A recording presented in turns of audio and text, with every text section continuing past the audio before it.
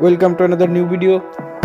In this video you will see how to fix WhatsApp login not available. Please follow complete the process. Enter.